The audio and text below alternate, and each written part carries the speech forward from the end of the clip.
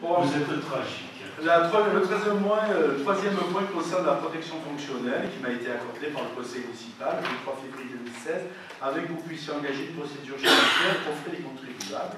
Vous comprendrez bien qu'au bout de 3 ans, malgré l'encombrement des tribunaux, nous vous demandons un point précis sur l'état de la procédure que vous avez initiée, ainsi que la somme exacte que vous avez engagée en votre nom. Donc, concernant la troisième question, la protection fonctionnelle que le conseil municipal m'a approuvé, la protection fonctionnelle par la libération du 23 février 2016, il n'y a pas eu de procédure. Aucune somme n'a été payée par la commune à l'avocat. Merci. Et alors, quel était l'intérêt de demander la protection fonctionnelle et de dire ça vous gêne en quoi? Enfin, vous ne pouvez pas répondre. Mais oui, parce que si justement j'ai un problème, ça me permet, je pense qu'en tant que maire, j'ai droit à une protection fonctionnelle. Non, ça ne marche pas comme ça. Vous permettez, vous l'avez demandé pour une affaire bien précise et elle n'est pas valable pour une autre affaire.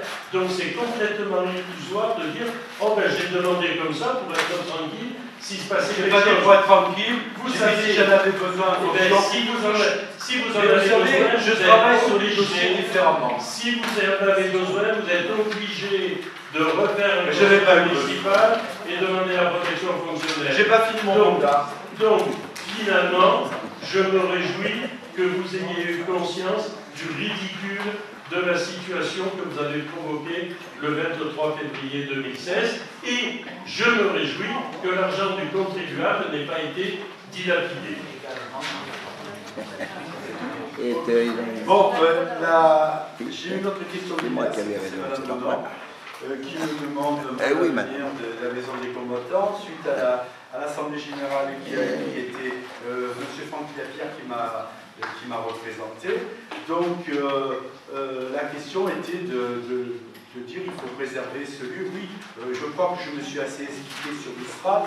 Vous m'interrogez sur le maison de Mistral, comme je le dis, sur les locaux qui seront mis à disposition des anciens combattants. Bon, c'est vrai que c'était l'ancienne morgue de la maison de retraite jusqu'en 92. Il ne faut pas oublier qu'avant, ici, il n'y avait rien. Et c'est pour ça qu'il y a eu un transfert de la maison de retraite à Manon des Sources, parce qu'on avait les grands prix du Bol d'Or, où tous les accidentés mortels de la route allaient dans cette morgue-là. Et on attendait que les familles viennent, ça durait 3-4 jours, pour qu'ils puissent, bien entendu. Bon. Donc, la loi a changé, il y a eu des obligations. Ce local, cette morgue, elle a servi aux associations des anciens combattants, parce qu'il n'y avait pas d'autres locaux à mettre à disposition.